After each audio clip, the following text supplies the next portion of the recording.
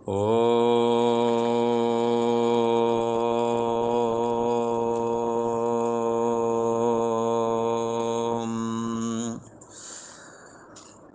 गुरु ब्रह्मा गुरु विष्णु गुरुदेव महेश्वरा गुरु साक्षात् परम ब्रह्म तस्मै श्री गुरुवे नमः।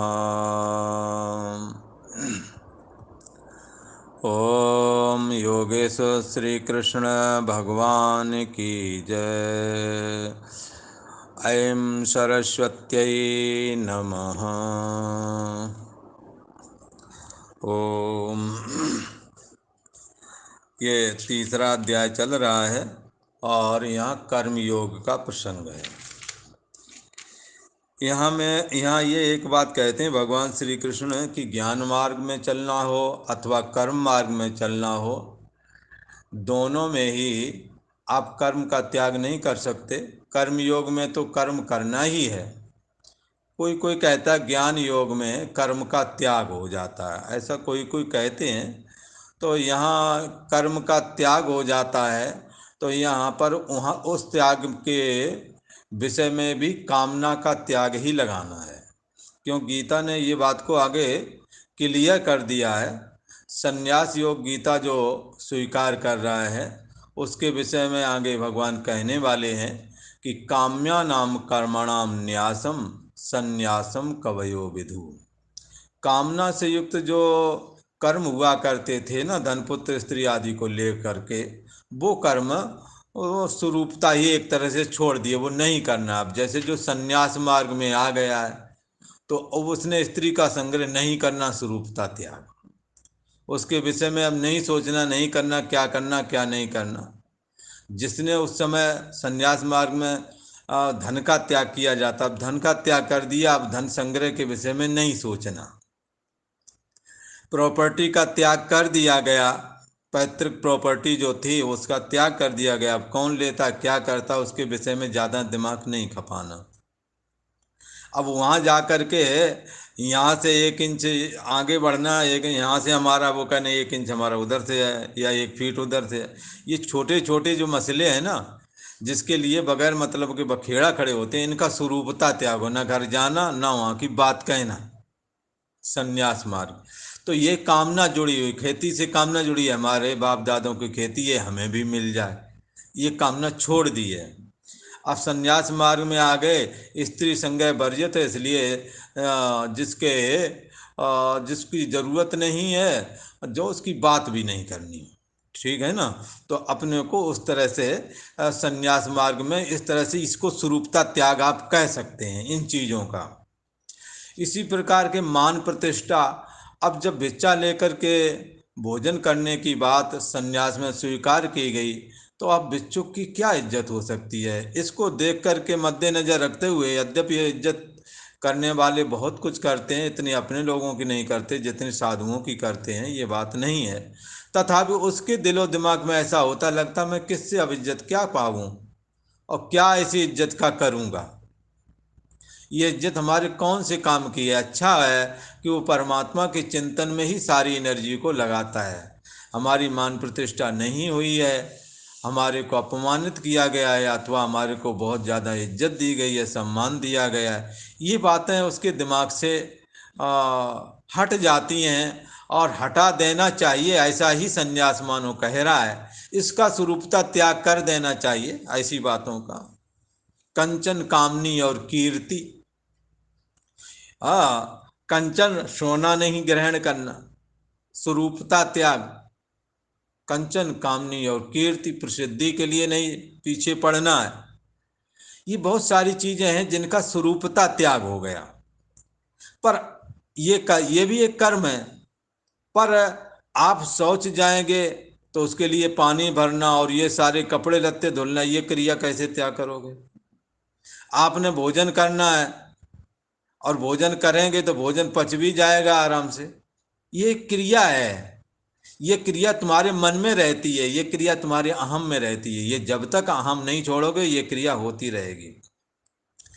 इसलिए ज्ञान मार्ग के वाले के लिए एक ये बात भी कहते हैं कि ये शरीर ईश्वर का संकल्प है। उदाहरण ऐसा दिया जाता है कि भगवान श्री कृष्ण ने जब प्रथम जो महाभारत का युद्ध जब हुआ, जब प्रथम दिन था, तो भगवान श्री कृष्ण सफेद घोड़ों वाले जो जो रथ था अर्जुन का, ये उत्तम रथ था, उसमें बैठे और उन्होंने अपने मन में संकल्प किया कि हम 18 दिन तक इसी रथ के द्वारा, इसी रथ में बैठ करके अर्जुन के साथ युद्ध करेंगे। अर्जुन का रथ हाँकूंगा, अर्जुन युद्ध करेंगे, दूसरा रथ मैं नहीं बदलूंगा, ऐसा संकल्प किया था, मन में सोचा था। संकल्प करना मन में सोचा था। ईश्वर जो सोचता है वो सत्य संकल्प है। ईश्वर जैसा सोचता है वैसा ही होता है। सृष्टि का विधान वैसे ही बन जाता है जैसा ईश्वर सोचता है। इसलिए भगवान श्री कृष्ण जिस रथ को हाँकते थे, उस रथ पर प्रथम दिन ही भीष्म पितामह ने अग्नियास्त्र अपना गिरा दिया, जिससे वो अग्नियास्त्र के गिरने के साथ ही रथ दग्ध हो गया, जल गया। पर भगवान श्री कृष्ण सत्य संकल्प के हैं, जगत के ईश्वर हैं, सबकी अंतरात्मा हैं, साक्षात परमात्मा नारायण है। इसलिए उनका ये संकल्प इतना दृढ़ था कि जलने के बाद में भी वो जल गया, ऐसा किसी को नहीं दिखा।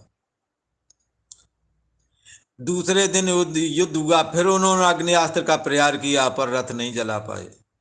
फिर द्रोणाचार्य जब हुए तब उन्होंने ही अग्नियास्त्र के प्रहार किए, इनका रथ ही जला देते हैं, पर नहीं जला पाए। जल गया, पर संकल्प ईश्वर का देखो, जलने के बाद में भी नहीं जला। इसके बाद में जब कर्ण हुए तो उन्होंने भी प्रहार किए। रथ लगभग प्रतिदिन जला दिया गया पर कभी भी जला नहीं। 18वां दिन जब युद्ध पूरा होता है तो भगवान श्री कृष्ण, ऐसी कुछ परंपरा रही थी कि सारथी पहले उतरता है, बाद में सारथी उतर के महारथी को अपने हाथ का सहारा देके उतारा करता था। ये काम भगवान श्री कृष्ण डेली करते थे, स्वयं पहले उतरते, अर्जुन को सहारा देके नीचे उतारते। ये परंपरा का पालन करते थे भगवान श्री कृष्ण स्वयं भी। पर उस दिन भगवान श्री कृष्ण ने अर्जुन से कहा, अर्जुन तुम उतर जाओ अब। तो भगवान श्री कृष्ण के हर आदेश का पालन करते थे, उन्होंने तुरंत उतर गए उनके कहते ही। उन्हें नहीं लगा कि आज ये हमारे को सहारा देने के लिए नहीं आ रहे, हमारा सत्कार नहीं। ये महारथी का एक सत्कार है कि रथ हाँकने वाला जो सारथी है वो उतरता था और उसको सहारा दे करके आओ महारथी आओ, हाँ, जो उनके जो वीरों की उपाधि है, ऐसा करके बोला जाता था। तो उस दिन नहीं कहा, तो अर्जुन से जब नहीं कहा तो उन्हें बुरा नहीं लगा, तुरंत उतर गए। उतरने के बाद में भगवान से अर्जुन ने हाथ जोड़ के पूछा, हे भगवान, आपकी कोई भी चेष्टा वृथा नहीं होती है। आप जो भी कहते हैं उसके पीछे कोई रहस्य होता है। रोज प्रतिदिन तो आप, आज महाभारत का युद्ध भी पूरा हो गया है ये, और प्रतिदिन आप हाथ का सहारा दे के मुझे उतारा करते थे, पर आज नहीं, ऐसा किया, क्या रहस्य है? तब उन्होंने कहा भी देख लेना। जैसे ही भगवान श्री कृष्ण वहाँ से और नीचे को उतरे हैं, वैसे ही आग घोड़ों समेत समस्त रथ में आग लग गई। बोले ये क्या हुआ महाराज? बोले यही होना था, यदि तुम बैठे रहते तुम भी साथ में जलते। मैं सत्य संकल्प हूँ, मेरे से सृष्टि ये उदय हुई है, मेरे में स्थित है। मैं सबकी अंतरात्मा हूँ और समस्त के जितने जीव उनकी बुद्धि देश का साक्षी हूँ। ऐसा होते हुए भी अजोपि सन्नव्यात्मा भूतानाम ईश्वरोपि सन, ऐसा मैं अजन्मा हूँ, समस्त भूतों का ईश्वर हूँ। भगवान श्री कृष्ण ने अर्जुन को बताया, भूतानाम ईश्वरोपि सन। ऐसा होते हुए भी मैं अपनी आत्म माया, अपनी माया का आश्रय लेकर के ये बन करके बैठा हूँ, शरीर बन करके। शरीर मेरा नहीं है, शरीर थोड़े समय के लिए धारण किया है। तो ऐसा होना, ऐसा जो मैं हूं, मैं सत्य संकल्प ईश्वर हूं। मैंने ये संकल्प किया था कि ये रथ बना रहे, 18 दिन तक बना रहे। तो प्रथम दिन ही इसे तुम्हारे पितामह भीष्म ने इसे जला दिया था, तुम भी जल गए होते यदि मैं ना होता। पर हमारे संकल्प से ये बचा रहा। फिर तुम्हारे गुरु जी ने इसे जलाया, कर्ण ने जलाया, पर हमारी वजह से न रथ जला न तुम्हें कुछ खरों चाहिए। आज मैं ये संकल्प तोड़ता हूं कि ये रथ अब जल जाए, क्योंकि उन्होंने अग्नि अस्त्र के प्रहार किए थे। अग्नि का प्रभाव है जलाना, तो वो अपना संकल्प अग्नि भी अब पूरा करे। तो ये रथ जल गया, ये एक दृष्टांत है। ऐसे ही जो ज्ञानवान महापुरुष हैं उनका स्वरूपता कर्म का त्याग कर देते हैं। किन कर्मों का त्याग कर देते हैं? जिनों का इन्होंने त्याग किया है। स्वरूपता त्याग किया, आमता और ममता, घर के बांधवों का त्याग किया। अब साधक को चाहिए कि वो उन बांधवों में अपनी आमता ममता ना जोड़े, जिनों का त्याग संन्यास के माध्यम से किया गया है। स्वरूपता त्याग हो गया। धन का जो त्याग किया, स्वरूपता त्याग हो गया है। मान प्रतिष्ठा आदि पैतृक संपत्ति है, सबका स्वरूपता त्याग। पर ये शरीर निर्वाह के लिए जो क्रिया है, इसका त्याग नहीं किया और हो भी नहीं सकता। तो किसी ने कहा आत्मा को जानने वाले के कर्म निवृत्त हो जाते हैं, और ये ज्ञान मार्ग में चलने वाला यदि आत्म तत्व को जान जाता तो इसके कर्म कैसे निवृत्त होते हैं? फिर भाई इसने बहुत सारे कर्म निवृत्त कर दिए, पर शरीर के निर्वाह वाले कर्म इसके हो रहे हैं, ये क्रिया कैसे नष्ट होगी? आचार्यों ने कहा, संतों ने कहा, ये क्रिया नहीं निवृत्त हो सकती है। जैसे भगवान श्री कृष्ण ने युद्ध करने से पहले ये संकल्प किया ये अर्जुन का रथ 18 दिन तक ही रहे, ऐसे ही ईश्वर का ये संकल्प है, प्रारब्ध बन के आया है कि ये शरीर 70 वर्ष तक रहे, तब तक ये अपनी समस्त चेष्टाएं करे। ऐसा ईश्वर का संकल्प है। ईश्वर ने हमें ये निश्चय करके दिया है, हानि लाभ जीवन मरण जस अपजस विदहात। इसको जीवन में क्या क्या हानि उठानी है, इसको कैसी मान प्रतिष्ठा मिलनी है, इसका जीवन कैसा होवेगा, इसका मरण कैसा होवेगा, ये ईश्वर ने नियत कर दिया है। इसको धन कैसा मिलेगा, कितना मिलेगा, इसकी स्त्री कैसे मिल, कहाँ से मिलेगी, कैसी रहेगी, कितने बच्चे होंगे, ये पहले से निश्चित है। इसलिए आप ज्ञानवान हो भी जाओ तो भी ये चीजें तो घटेंगी जीवन में, क्योंकि ये ईश्वर के संकल्प से आएंगी, ये तुम्हारे संकल्प से नहीं है। इसलिए यदि ये संन्यास मार्ग में चलने वाला यदि कर्म का त्याग कर दे तो भी ये कर्म ईश्वर के संकल्प से चलेंगे। तो किसी ने कहा महाराज फिर बोले त्याग कर दे, आप कहे पहले बोले आप त्याग कर नहीं सकता। हाँ, त्याग नहीं कर सकता। कर्म पहले ये देखो रहते कहाँ हैं। तो कर्म रहते हैं, आपकी शरीर और इंद्रियां चेष्टा करते हैं, पर शरीर और इंद्रियां किसकी वजह से चेष्टा करते हैं? तो मन की वजह से करते हैं। तो ये चेष्टा यदि मन जोड़ता है तभी होती हैं, जब नहीं जोड़ता तो नहीं होती हैं। तो ये ना कह दो ना शरीर मन नहीं, मन में ये चेष्टा है। बोले हाँ ठीक, बिल्कुल सही सुना है आपने, ये मन में ही चेष्टा है। मन जब सक्रिय होता तो आपका शरीर भी सक्रिय हो जाता है। मन में जब काम आता है तो आपका शरीर काम ही दिखता है, और मन में जब क्रोध आता है तो आपका शरीर क्रोधी दिखता है।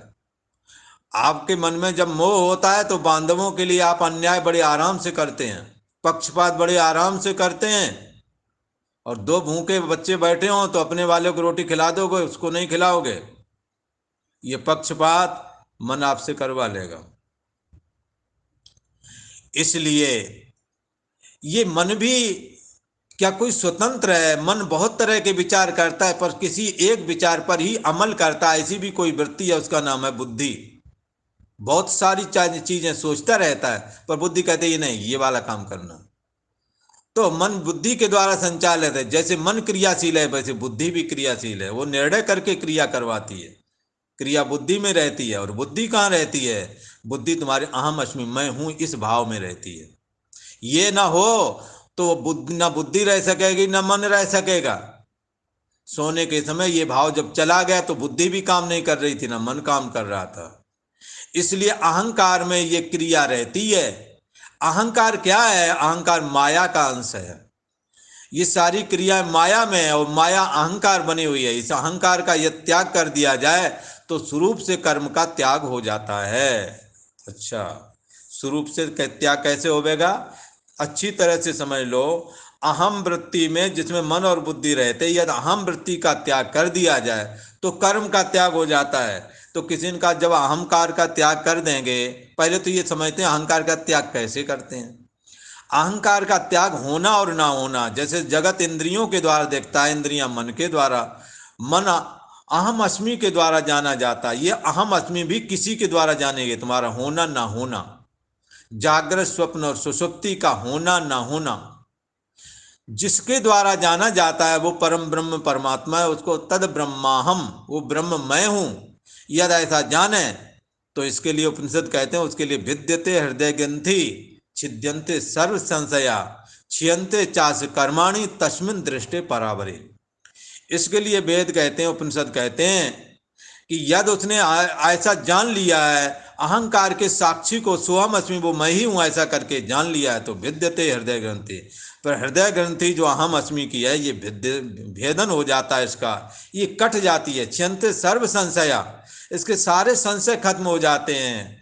कैसे सारे संशय? परमात्मा कहीं दूसरी जगह, हम यहाँ मर जाएंगे तब मिलेंगे, इस तरह के साकार है निराकार है, शास्त्र के संशय, जितने भी संशय सब खत्म हो जाते हैं परमात्मा के जान लेने मात्र से। भिद्यते हृदय ग्रंथि, हृदय ग्रंथि जीव भाव कट जाता है।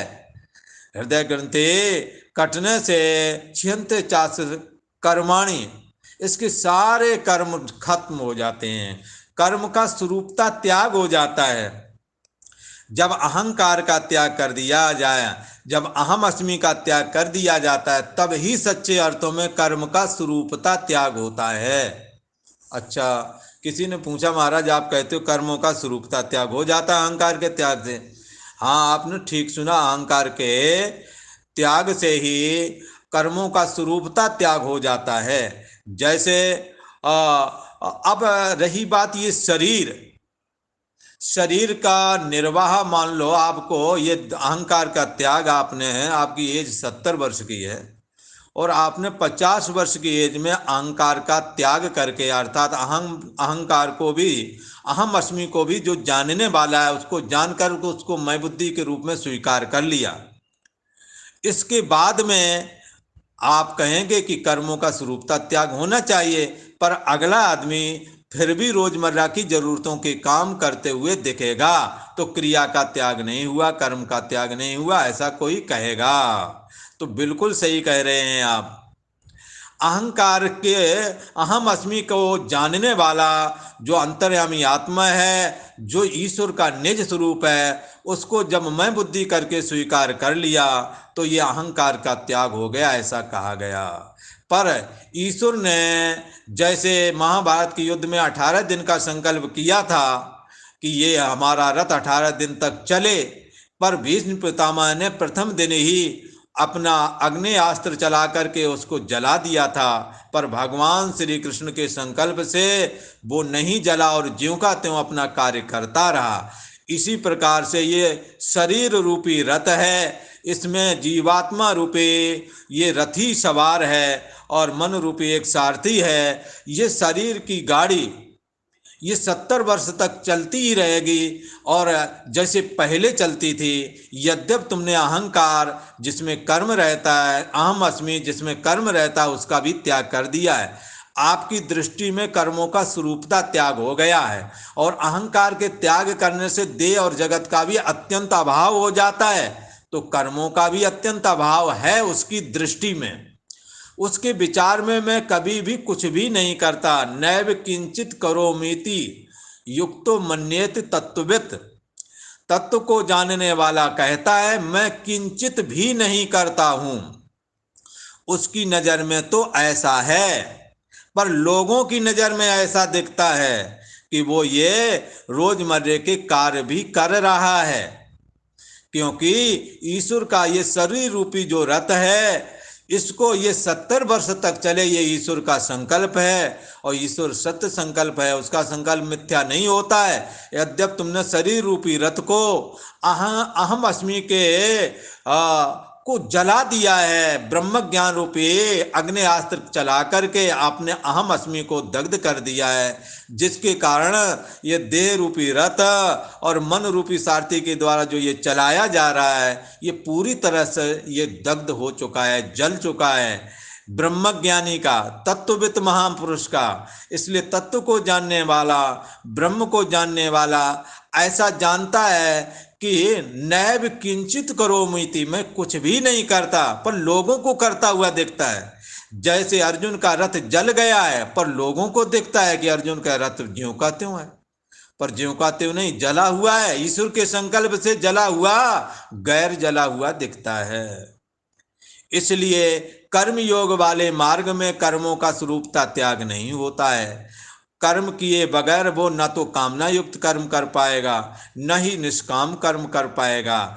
इसलिए अच्छा हो वो कर्मों का कभी त्याग न करके कर्मों को आसक्ति और फल की इच्छा से रहित होकर के करे, कामनाओं का त्याग करके करे। ऐसा करने से वो कर्म योग में उसका प्रवेश हो जाएगा और निष्काम कर्म को करता हुआ वो अपने चित्त को निर्मल बना करके भगवान के दुर्लभ ज्ञान वैराग भक्ति को, दुर्लभ ब्रह्म ज्ञान को ये प्राप्त कर लेगा, जिससे ये अपने में ऐसा कभी देखेगा जैसे ये और भी तत्वज्ञानी महापुरुषों का जो अनुभव है कि नैव किंचित करोमीति, मैं कुछ भी नहीं करता, क्रिया सब अहम अस्मि में है, मन में है, बुद्धि में, देह और जगत में है, मेरे में क्रिया नहीं है। ऐसी दृष्टि जो तत्व को जानने वाले जो ब्रह्म ज्ञानी है उन्हों के अंदर जो दृष्टि है, वही दृष्टि इस कर्म योगी के अंदर में भी कर्म करते हुए जब मन निर्मल हो जाता है और तो थोड़े से श्रवण मात्र से इसको वही ज्ञान से भी प्राप्त हो जाता है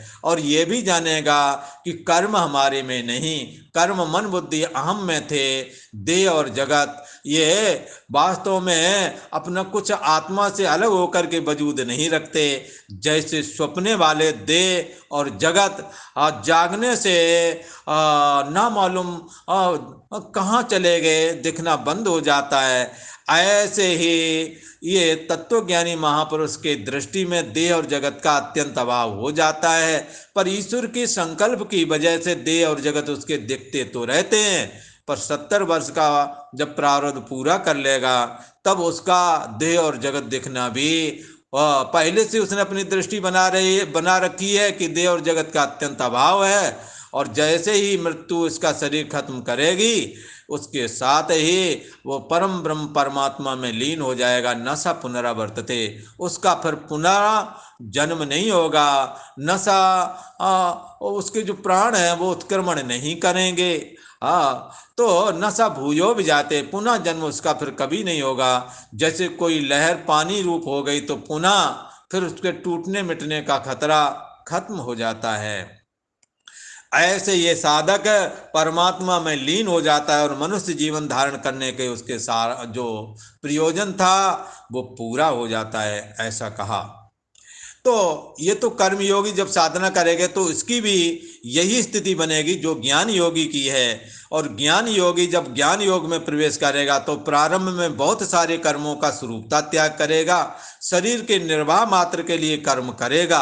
पर जब अहम अस्मि जो ये वृत्ति है, जो मन बुद्धि आदि इनको जानने वाला जो है, उसको जब मैं बुद्धि करके स्वीकारेगा तब उसका कर्मों का स्वरूपता त्याग हो जाएगा। पर स्वरूपता त्याग होने के बाद में भी यदि उसकी 70 वर्ष की आयु है और 50 वर्ष में उसके साथ ये ब्रह्म साक्षात्कार वाला ये जो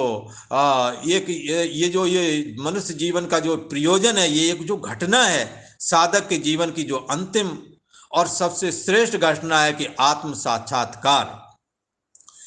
जब ये आत्म साक्षात्कार जब उसे होवेगा और अहम अस्मि और मन बुद्धि को जो जानने वाला है, जागृत स्वप्न और सुसुप्ति को जानने वाला जो है, तद ब्रह्मम, वो ब्रह्म जो है वो मैं ही हूँ, ऐसा करके जब जानता है तो ऐसी स्थिति का नाम ब्रह्म साक्षात्कार है, आत्म साक्षात्कार है। जब ऐसा होता है तो कर्मों का स्वरूपता त्याग हो जाता है और देह और जगत का अत्यंत अभाव उसकी दृष्टि में हो जाता है।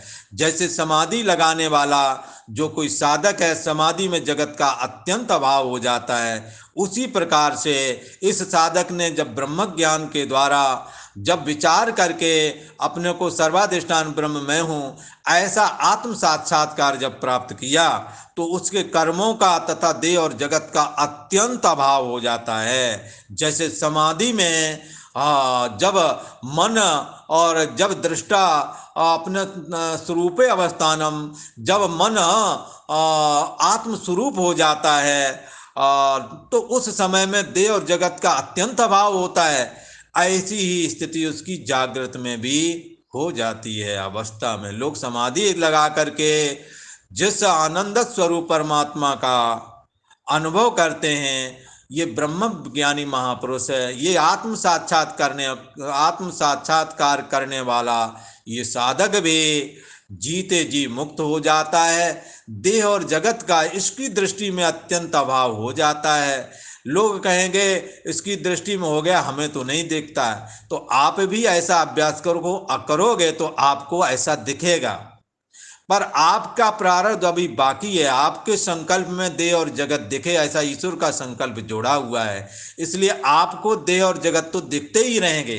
पर इस महापुरुष को देखो, इसने माया का साक्षी जो चेतन ब्रह्म है, माया और साक्षी दोनों मिलकर के ईश्वर बनता है, और मन का साक्षी जो आत्मा है या ब्रह्म है, मन और माया, मन और चेतन आत्मा या ब्रह्म मिलकर के जीव भाव बनता है। माया और चेतन ब्रह्म मिलकर के ईश्वर भाव बनता है। इस महापुरुष का देखो, इस ब्रह्म ज्ञानी ने आत्म साक्षात्कार के द्वारा अपने देह और जगत का तो अंत कर ही दिया, मन और माया दोनों का ही अंत कर दिया। उसकी नजर में न माया रह गई है न मन रह गया है। उसकी नजर में अब जीव ईश्वर भाव खत्म हो गया है। इसी को रामायण में ऐसे कहते हैं, जो सबके उर रहे ज्ञान एक रस, ईश्वर जीव भेद कहो कस। ये ईश्वर और जीव का भेद तभी तक है जब तक कि हमने जागृत स्वप्न सुषुप्ति का आश्रय और प्रकाशक इन तीनों का जो साक्षी है, जो अहम अस्मि का भी साक्षी है, उस ब्रह्म, उस आत्मा को, उस परमात्मा को, उस ब्रह्म को जब तक मैं बुद्धि करके नहीं जाना है, तभी तक आपके अंदर जीव और ईश्वर भाव विद्यमान है। जीव और ईश्वर उस परम ब्रह्म परमात्मा में, उस ब्रह्म में, उस आत्मा में जब माया भाग आता है तब ईश्वर कहलाता है, वही परम ब्रह्म परमात्मा। जब मन आता है तो जीव होता है। पर उस परम ब्रह्म की दृष्टि से ना जीव है ना ईश्वर है। जीव की दृष्टि से ईश्वर है, ईश्वर की दृष्टि से जीव है, माया की दृष्टि से मन है, मन की दृष्टि से माया है। आपने अपने मन को इस दुर्लभ ब्रह्म साक्षात्कार के द्वारा आत्मा में वो ब्रह्म, वो आत्मा मैं ही हूँ, देह और जगत मैं नहीं हूँ, मन बुद्धि मैं नहीं हूँ, ऐसा जान करके जब धारण कर लिया तो देह और जगत का आश्रय जो दिखाने वाला ये मन है, इसका भी अंत हो गया, माया का भी अंत हो गया। इस तरह से ये ब्रह्म ज्ञानी महापुरुष के लिए मन और माया का अत्यंत अभाव हो जाता है। पर ईश्वर के संकल्प को वो यद्यपि ये घटना 50 वर्ष में हो गई है, 70 वर्ष का जीवन है, तो बाकी 20 वर्ष तक के जीवन में उसे देह और जगत दिखते तो रहेंगे, पर उसकी नजर में अत्यंत अभाव होवेगा, दिखते रहेंगे। जैसे अर्जुन के रथ का अत्यंत अभाव पहले दिन ही हो गया था, पर श्री कृष्ण भगवान के संकल्प से वो 18 दिन तक दिखता रहा। इस करके कर्म जो होते हैं ये कर्म अहंकार में रहते हैं, इसलिए ये ज्ञान संन्यास मार्ग में चलने वाला महापुरुष स्वरूपता कर्मों का त्याग कर देता है, सच्चे अर्थों में कर्मों का त्याग कर देता है। ये कुछ भी नहीं करता, पर साधक अवस्था में चाहे वो कर्म योगी हो और चाहे वो ज्ञान योगी हो, साधक अवस्था में कर्मों का स्वरूपता त्याग नहीं होता। ऐसा कहने का अभिप्राय है। इसलिए हमें आपको इस बात को दिलो दिमाग में बैठाना है कि कर्म का स्तर कहाँ तक है।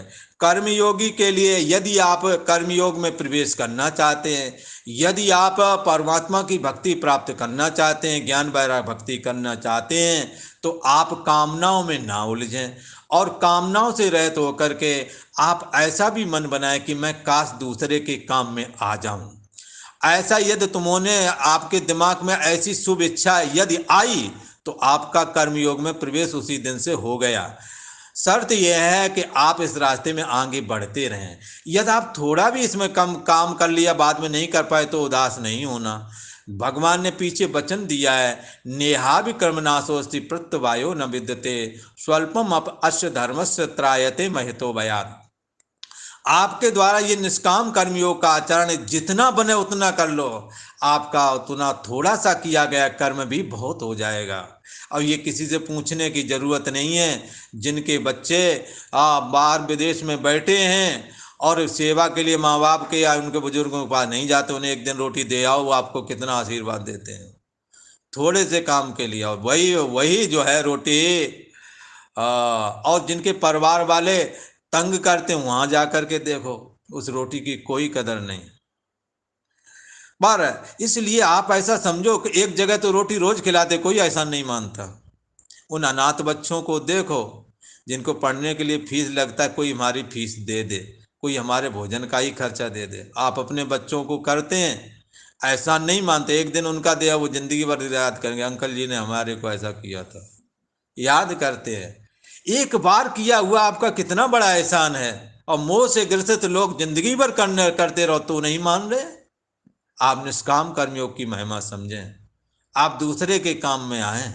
आपके परिजन आपके बेशक काम नहीं आए, पर जिन्हों का आप अपनत्व रख करके, सहृदयता रखते हैं, सहानुभूत रख करके आप जब दूसरों के उपकार में लगेंगे, आपको बांधवों से बढ़ करके मानेंगे। इसलिए आपका थोड़ा किया हुआ कर्म दूसरों के लिए बहुत हो जाता है, बहुत एहसान बनाता है, वही घर वालों के लिए कुछ नहीं। तो यहाँ किसी ने कहा कि महाराज फिर घर में काम करना बंद कर देते हैं, तो इस हमारे कहने का ये गलत अर्थ आपने बिल्कुल नहीं लगाना। आप घर में करते हैं, आपके पास बहुत सारे टाइम ऐसे होते हैं जब आप दूसरों के काम आ सकते हैं, ऐसे मौके में आप करें। आप अपने घर की खर्ची चलाएं अपने पैसे से। इसके बाद में भी आप फिजूल खर्ची बहुत करते हैं, उसके द्वारा दूसरों का काम करें। यहाँ पर ऐसा नहीं समझना कि आपको वृथा दूसरे रास्ते की ओर लगाते हैं। इसलिए कर्म योग करने वाले को अपने कर्म को सावधानी पूर्वक करना है, और करते हुए और निष्काम कर्मयोग में जब प्रवेश करेंगे और निष्काम कर्मयोग आपका जब परिपुष्ट हो जाएगा, तो इसी को तो कबीर की भाषा में आप समझें, आपका मन कितना निर्मल हो जाएगा, आप सबके प्रिय हो जाएंगे। कबीर दास जी कहते हैं, कबीरा मन निर्मल भयो जैसे गंगा नीर, पाछे पाछे हरि प्रेम कहत कबीर कबीर। भगवान भी उस भक्त का स्मरण करते हैं जो भगवान के इस कार्य में सहयोग करता है। ये पालन करने की जिम्मेदारी भगवान नारायण की है, और उनके इस काम में आप सहयोग कर रहे हैं, इससे खुशी की बात उन्हें और कोई नहीं है। कि देखो तो सही, मैं सबके लिए कोशिश करता हूँ, और ये हम सबको प्रसन्न करने के लिए मैं योग क्षेम वाहन करता हूँ। सब कुशल से रहें, सब आनंद से रहें, इसलिए मेरा सारा यत्न है, और ये हमारे काम में सहयोग कर रहा है। जैसे भगवान राम जब पुल बना रहे थे, गिलहरी भी जा करके अपने बालों में धूल भर करके ले जाती है और वो डालती है। तो ये सारी चीज़ें परोपकार की भावना किस तरह से हमारे जीवन में को बदल देती हैं, ये बात बताई। इसलिए कर्मयोगी के लिए निठल्ला नहीं होना चाहिए। वो अपने कर्तव्य कर्मों को भली भांत करे और अपना कार्य संपादन करके दूसरे के काम में भी आवे। जब वो ज्ञान योग में प्रवेश करेगा तो ज्ञान योग में भी बहुत सारे कर्मों का त्याग करके आवश्यक कर्मों को करेगा।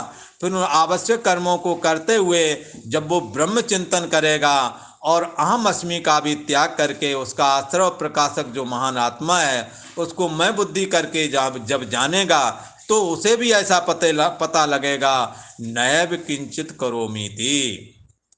तब उसको ये बात पता लगेगी कि मैं तो कुछ भी नहीं करता, ये जितना भी कर्म था, जितना भी क्रिया थी, ये तो मैं अहम अस्मि में थी, मन बुद्धि में थी, देह और जगत में थी। जो इनका जो आश्रय प्रकाशक है वो निष्क्रिय है, अक्रिय है, उसमें कर्म नहीं है। इसलिए जिसमें कर्म नहीं वही तुम्हारी असली मैं है, उसमें अपनी मैं को स्थापित करो, फिर कर्मों का बंधन कभी नहीं आएगा। इसलिए इस रहस्य को जानने वाला कहता है नैव किंचित करोमीति, मैं कुछ भी नहीं करता। इसलिए ये बात यहाँ क्लियर हुई कि साधक की दृष्टि से जब साधना करेंगे तो कर्म योग वाला साधक और ज्ञान योग वाला साधक, उसमें कर्म योग वाला साधक तो नित्य निरंतर कर्मों को करे तभी वो निष्काम कर्म को करेगा, और ज्ञान योग वाला साधक स्वरूपता कर्मों का त्याग नहीं कर सकता। बहुत कर्म जो है उनको छोड़ करके शरीर के निर्वाह मात्र कर्मों को करे और इसके बाद दुर्लभ ब्रह्म ज्ञान का चिंतन करते हुए जब वो अपने को अहम अस्मि का भी जो साक्षी है, जो जानने वाला है, वो ब्रह्म है, उसको जब मैं बुद्धि करके स्वीकार करेगा उस दिन उसके स्वरूपता कर्मों का त्याग हो जाएगा और उसके अंदर ये जो ज्ञानवानों का अनुभव है वो भी आएगा। क्या? नैव किंचित करोमीति, युक्तो मन्येत तत्ववित्, जो परमात्मा से जुड़ा हुआ है, जुड़ गया है, जिसमें परमात्मा की स्थिति हो गई है, वो मैं कहता मैं कुछ भी नहीं करता हूँ। हाँ, आज इतना ही कहेंगे। ओम शांति ही शांति ही शांति ही।